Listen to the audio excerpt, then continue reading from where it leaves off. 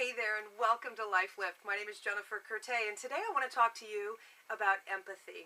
You know, there are a lot of times in life where we've got something on our minds and we tell people about it and we express our feelings and we lay it all on the table, and then somehow we leave that conversation feeling like something was missing.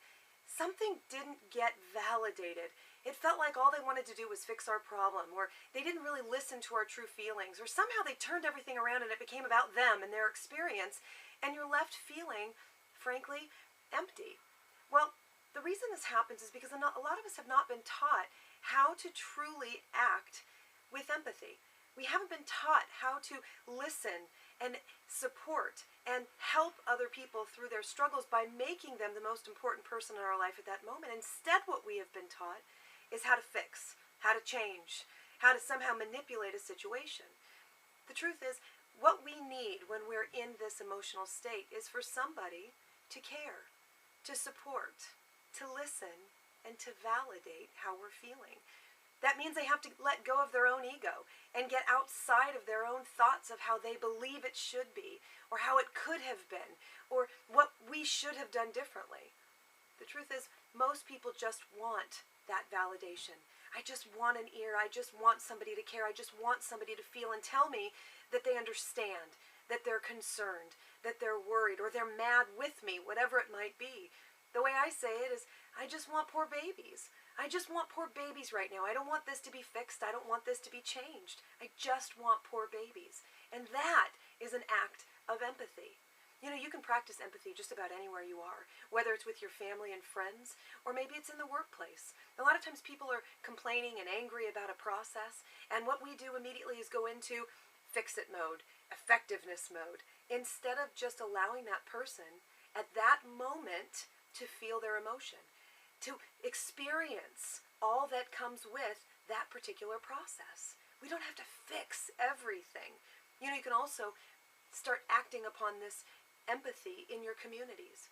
I know you, like I, probably have people that stand on the corners and have signs that say we'll work for food, and if you're like most people, you might go into a place of judgment. It happens.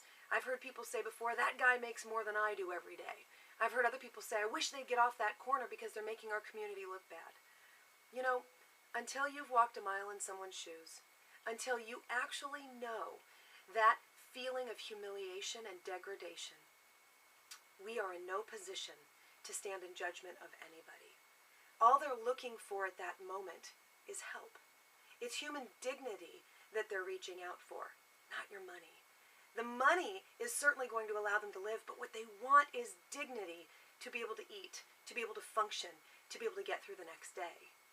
By you practicing your empathy and reaching out to them, and it may not be monetarily. Maybe all you do is give them a high five. Maybe you smile. Maybe you nod. Maybe you do something like go to McDonald's and bring them back a bag of food. That type of validation raises their confidence, raises their dignity, raises their value. You know, Stephen Covey says it beautifully.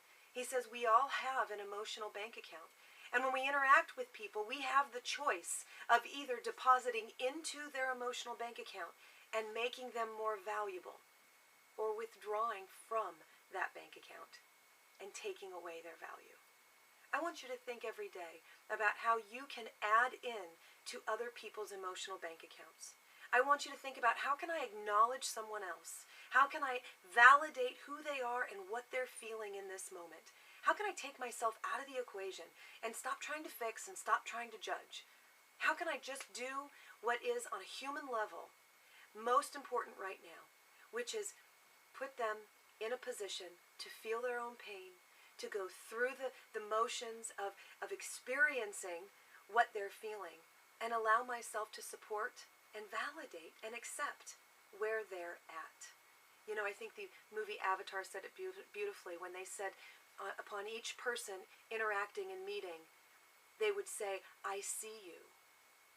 That's all people are looking for. People want to be seen, they want to be accepted, they want to be supported. So when we saw in the movie Avatar this interaction where people would see each other, it was really empathy at its finest. Thanks so much for coming by. Hope to see you next time. Bye-bye.